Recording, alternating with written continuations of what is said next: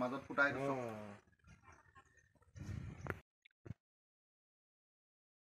ঠিক আছে নেকি এটা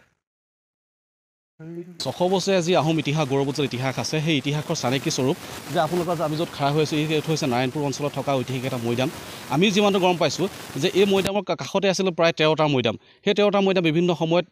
মানে মানুহৰ গাঁৱৰ ৰাইজে হওক বা PWD হওক এই মৈদামবিলাক খান্দি নষ্ট কৰিলে আৰু বিভিন্ন ঐতিহাসিক যিসকল আমাৰ বুৰঞ্জীবিদ আছে বুৰঞ্জীবিদসকলৰ লগত আমি যোগাযোগ কৰি গম পাইছোঁ যে এইটো হৈছে যে যিজন আপোনাৰ 600 বছৰীয়া আহোম ইতিহাসৰ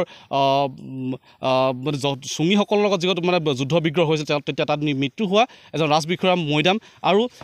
গতিকে যেতিয়া আমি 2020 চনত এই মৈদামটো উদ্ধাৰ কৰিছিলোঁ তেতিয়াৰ পৰা ধৰি লওক যিমানখিনি সংৰক্ষণ হ'ব লাগিছিলে আজিলৈকে সংৰক্ষণ হোৱা দেখা নাই আৰু আমি বিভাগীয় কৰ্তৃপক্ষক আমি অনুৰোধ জনাইছোঁ যে অতি শীঘ্ৰে এই মৈদামটো সংৰক্ষণৰ ব্যৱস্থা কৰিব লাগে আৰু যি আমাৰ আহোমৰ ইতিহাস আছে ইতিহাসটো আমাৰ লিপিবদ্ধ কৰিব লাগে আচলতে বানফাং এটা টাই শব্দ বান মানে হৈছে গাঁও ফাং মানে বিদেশী আৰু যেতিয়া আহোম ইতিহাসৰ 600 বছৰ ইতিহাস আছিলে ইতিহাসৰ 16শ শতিকাৰ এই অঞ্চলটোক বানফাং বিলাত হিচাপে জনাজাত আছিলে আৰু এই বানফাং বিলাতত উদ্ধাৰ হোৱাৰ বৃহৎ এই মৈদামকেইটাৰ নামতে আমি মৈদামটো বানফাং মৈদাম ক্ষেত্ৰ হিচাপে আমি নামাকৰণ কৰিছোঁ ডিপাৰ্টমেণ্টে কেনেকুৱা ধৰণৰ ইয়াত মৈদামটোৰ ক্ষেত্ৰত তেওঁলোকৰ মনোভাৱ বা কাম কাজ কেনেকুৱা হয় যে আৰ্কলজি বিভাগক আমি প্ৰথমত যেতিয়া আমি উদ্ধাৰ কৰাৰ পিছতে আমি তেওঁলোকৰ লগত যোগাযোগ কৰিছিলোঁ তেওঁলোকৰ বিভাগৰ ফালৰ পৰা ডাইৰেক্টৰ আহিছিলে ছাৰ্ভে কৰিছিলে ইণ্ডিয়া ষ্টেট আৰ্কলজি তেওঁলোকৰ ছাৰ্ভে কৰিলে ছাৰ্ভে কৰি আমাক জনাইছিলে যে এইটো মৈদাম হয় আমি অতি শীঘ্ৰে আমি সংৰক্ষণৰ ব্যৱস্থা কৰিম কিন্তু সংৰক্ষণ কৰিম বুলি তেওঁলোকে কথা দিলে কিন্তু আজিলৈকে কোনো ধৰণৰ মানে আগভাগ লোৱা আমি দেখা নাই আৰু প্ৰশাসনৰ ফালৰ পৰা কোনো ধৰণৰ আমাৰ লগত সহায় জনোৱা আমি দেখা নাই ধ্বংসমুখলৈ গৈ আছে দেখিছে ন মাটি খহি গৈছে তাৰপৰা মানুহে নামঘৰ সাজিছে কিবা কৰিছে চফালৰ পৰা হাবি জংঘলে আগুৰি ধৰিছে মানুহৰ মাটিবিলাক বেদখল কৰিছে গতিকে আমি প্ৰশাসনৰ এটাই অনুৰোধ যে অতি শীঘ্ৰে মৈদামটো সংৰক্ষণৰ ব্যৱস্থা কৰিব লাগে যি মৈদাম ডাঙৰ আৰু সৰুৰ মূল এইটো আহোমৰ প্ৰশাসনৰ দিনৰ বৈশিষ্ট্যটো হ'ল তেওঁ যিমানেই ডাঙৰ বিষয়া হ'ব তেওঁ সিমানেই মৈদামটো ডাঙৰ হ'ব আৰু সেই যেতিয়া আমি উদ্ধাৰ কৰাৰ সময়ত আমি ইংৰাজী 1 লাখটো মানে দৰে আমি ইটা প্ৰত্যক্ষ কৰিছিলোঁ লগতে আমি বিৰিয়াছটাৰ লেখীয়া মানে বেকা আৰু মাজত ফুটা থকা আমি ইটা দেখা পাইছিলোঁ তো গতিকে এয়া যে মৈদাম সেয়া নিশ্চিত দ্বিতীয় কথাটো হ'ল যে ইয়াৰ যি কাষত থকা মৈদামখিনি আছিলে 7টাকৈ এটা PWDয়ে খান্দি নিলে এটা গাঁৱৰ ৰাইজে খান্দি কিবা নামঘৰ বনাবলৈ খান্দি নিছে তাৰপিছত 2টা মৈদামে পুখুৰী পুতিছে আৰু আমি এই সন্মুখৰ ৰাস্তাটো এই মৈদামৰ মাটিৰে বনোৱা আৰু আমি ইয়াৰ স্থানীয় মানুহৰ লগত কথা বতৰা পাতোঁতে আমি ভেটি ধৰা উপাধিৰ মানে আহোম প্ৰশাসনৰ দিনত যিটো এটা বিষয়বাব যে ভেটি ধৰা যে মৈদামটো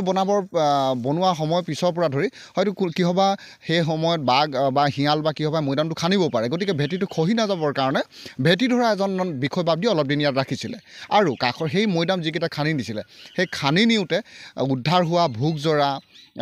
মানে হাতীখুজীয়া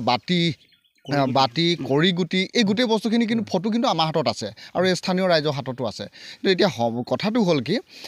এইফালে আহোম ৰাজ প্ৰশাসনৰ 2জন ডাঙৰ বিষয়া আহিছিলে এজন হ'ল লাদেউ আৰু এজন হ'ল লাংফিমা লাদেউৱে তেখেতে মাটিখিনি মানে ভাগ কৰি যাব বিংলাত মানে ভাগ কৰা আৰু মোমাই তামুলী বৰবৰুৱাৰ নামেই হ'ল লাদেউ তেওঁ হ'ল বিলাতখন ভাগ কৰি দিয়ে আৰু এজনে মোমাই তামুলী বৰবৰুৱাই গাঁও পাতি যায় আৰু লাদেৱে গাঁওবিলাক বিলাতবিলাক ভাগ কৰে সেই 2জন বিষয়া আহিছিলে হয়তো তেখেতলোকেও হ'ব পাৰে কিন্তু এই গোটেই এলেকাটো বানফাং বৰপাত্ৰ গোহাঁই বিলাত হয় সেইকাৰণে আজি তাৰিখৰ ইয়াৰ পুৰণা চৰকাৰী যিমান ডকুমেণ্টছ আছে যেনেকৈ আমাৰ খেৰাজঘাট মহাবিদ্যালয়খন সেইখনো বানফাং মৌজা বুলিয়ে কয় গতিকে পাছত আহি ব্ৰিটিছে খাজানাটো উঠাবৰ কাৰণে লেখেৰাজ আৰু